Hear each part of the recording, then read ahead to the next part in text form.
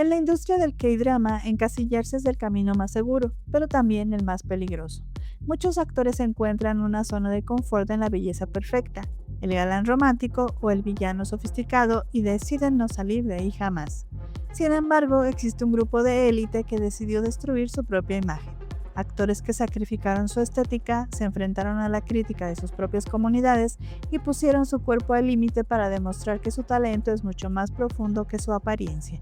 Hoy en Anchibox analizo a 8 actores que rompieron el molde para convertirse en leyendas de la interpretación. Suscríbete, activa la campanita y acompáñame en este viaje por los actores que desafiaron todo límite. Si con Descendientes del Sol Song Joong-ki se convirtió en el héroe nacional virtuoso y romántico, con Vincenzo ejecutó el movimiento más brillante de su carrera: despojarse de la etiqueta de niño bueno para transformarse en un antihéroe global. Pasamos del soldado que protegía la vida al consigliere que no tenía reparos en usar la tortura para ganar.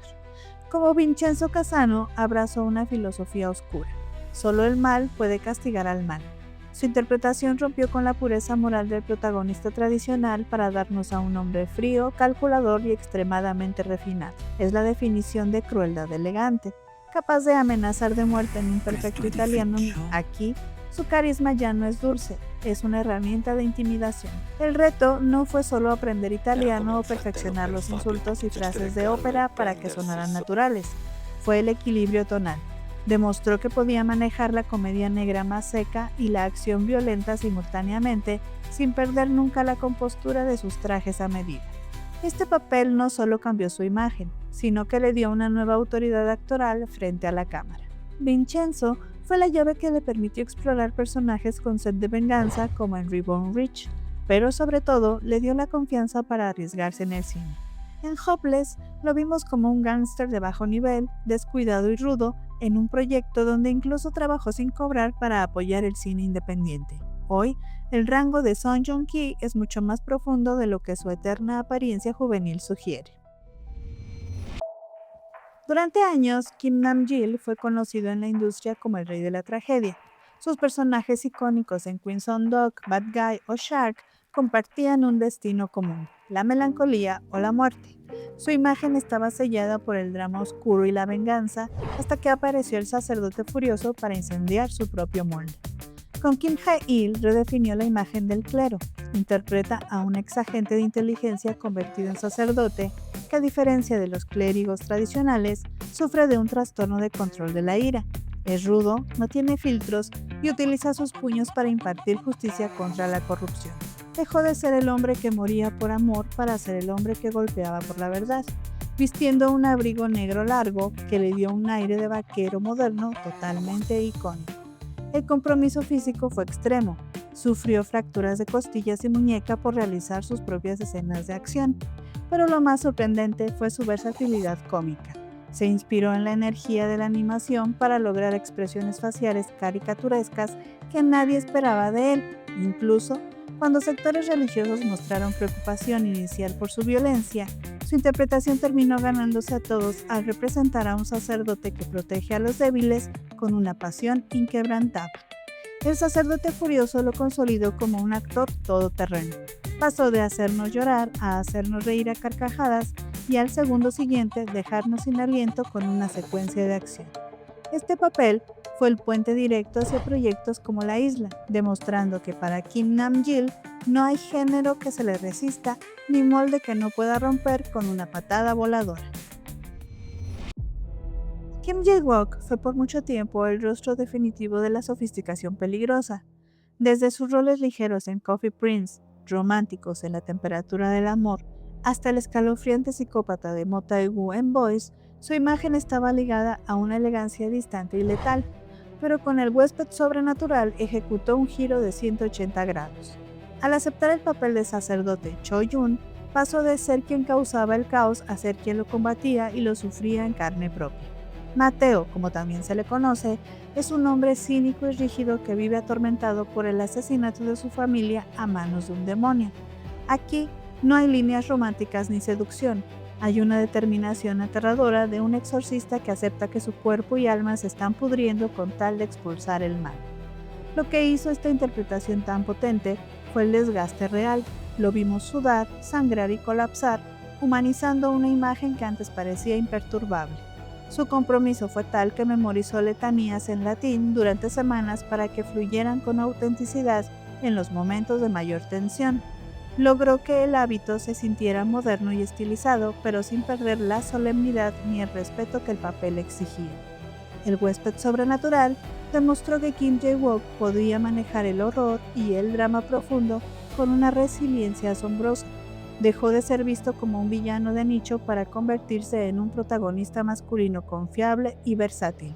Su sacerdote sexy no solo fue un fenómeno visual, sino la prueba definitiva de que su carisma puede brillar incluso en los rincones más oscuros del alma. Durante años, Nana cargó con el peso de ser llamada la mujer más hermosa del mundo. Su imagen en la industria estaba ligada a la perfección absoluta, interpretando a mujeres fatales o profesionales impecables en dramas como The Good Wife, pero con La chica enmascarada decidió destruir esa vitrina de cristal para siempre. En esta historia, interpreta la versión de identidad renovada de Kim Mo-mi. Tras cirugías plásticas extremas y una serie de crímenes, la vemos pasar de la euforia de un club de baile a la desesperación de una celda. Aquí ya no busca lucir impecable. Nos muestra una faceta violenta, endurecida y físicamente descuidada. Es una mujer letal que tras perder toda esperanza en la sociedad se convierte en una luchadora implacable dentro de la cárcel para sobrevivir. Lo más impresionante de su preparación fue la construcción del personaje. Trabajó codo a codo con las otras dos actrices que interpretaban a Momi para unificar gestos, tics y formas de caminar, logrando que el espectador no dudara que eran la misma persona.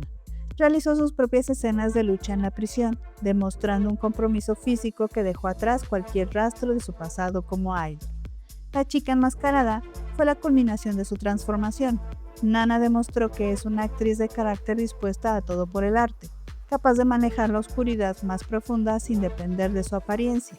Este papel le abrió las puertas a grandes producciones de acción como Omniscient Reader, consolidándola como una de las artistas más arriesgadas y respetadas de su generación.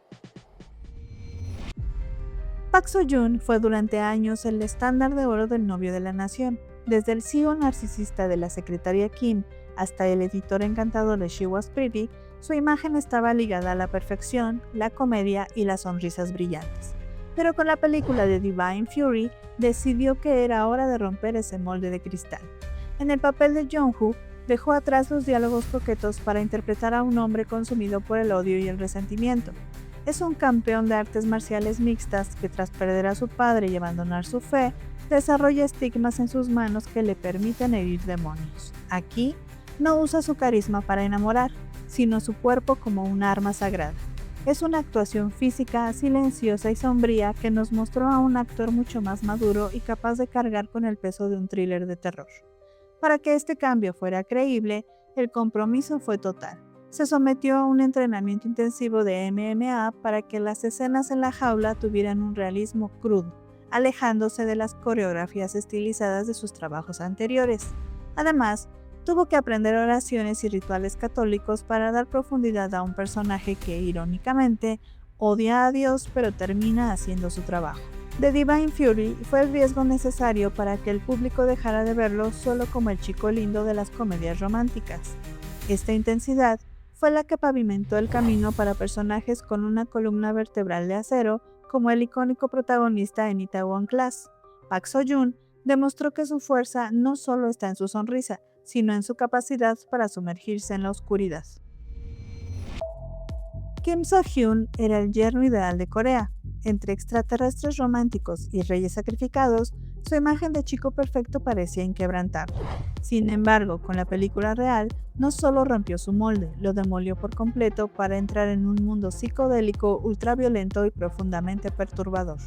En esta cinta, interpreta a Jang Tae-yeon, un jefe del crimen frío y ambicioso que sufre de una personalidad fragmentada, pero también da vida a un inversionista misterioso que oculta su rostro tras una máscara, en una narrativa que desafió toda lógica previa en su carrera.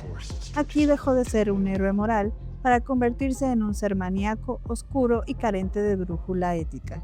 Su compromiso fue total. Grabó casi todas las escenas 2 veces, cambiando su lenguaje corporal para diferenciar a ambos personajes. Incluso ayudó a financiar la producción cuando hubo crisis económicas. A pesar de la polémica por su contenido explícito y los cambios de director, demostró que no temía el juicio del público con tal de expandir sus límites. Aunque en su momento fue incomprendida, real fue el campo de entrenamiento para sus papeles más maduros, desde la sensibilidad sobre salud mental en Estar bien, no estar bien, hasta la crudeza criminal de One Ordinary Day. En su momento, se consolidó como uno de los actores más rentables internacionalmente. Actualmente, no tiene proyectos debido a la controversia y los procesos legales por los cuales está atravesando, suponiendo un alto indefinido en su carrera. So Ye-ji ya era respetada por su voz profunda y su talento, pero solía interpretar roles tímidos o sufridos, como la joven que necesitaba ser rescatada en Save Me. Todo eso cambió con Está bien, no estar bien. Con el personaje de Ko Mun-jong, no solo rompió su molde, dinamitó la expectativa de cómo debe comportarse una protagonista femenina en Corea. Dejó atrás la amabilidad para presentarnos a una mujer dominante, egoísta y socialmente disruptiva. Moon-jung es una exitosa escritora de cuentos infantiles con un trastorno de personalidad antisocial y un pasado traumático. No es alguien que busque ser salvada, es alguien que caza lo que quiere. Utiliza el humor negro, la provocación y una vestimenta de alta costura como una armadura literal. Cada vestido voluminoso y llamativo es una declaración de poder para ocultar una fragilidad interna desgarradora. Aprovechó su tono de voz naturalmente bajo para dotar al personaje de una autoridad y un misterio cautivadores. Trabajó estrechamente con estilistas para que su ropa reflejara su estado mental y estudió a fondo los trastornos de personalidad para evitar que pareciera simplemente mala. A pesar de las polémicas iniciales por su falta de límites sociales, el público terminó rindiéndose ante una interpretación que dignificaba el dolor detrás de las acciones erráticas. Este papel la posicionó como una de las mejores actrices de su generación, capaz de pasar de la comedia aterradora al llanto más profundo en un segundo, papel que coincidió con las acusaciones que surgieron hacia ella por manipulación y maltrato, dándole ese aspecto de actriz fría que lo reforzó con su regreso a la actuación en su papel en If, consolidándose en personajes complejos, oscuros y elegantes. So Ye-ji demostró que una mujer en el K-drama puede ser ruidosa, imperfecta y aún así absolutamente inolvidable. Durante años, Cha Eun-no fue el prisionero de su propia belleza, encasillado en el arquetipo del chico de flores y los pasillos escolares de True Beauty o My ID is Gangnam Beauty.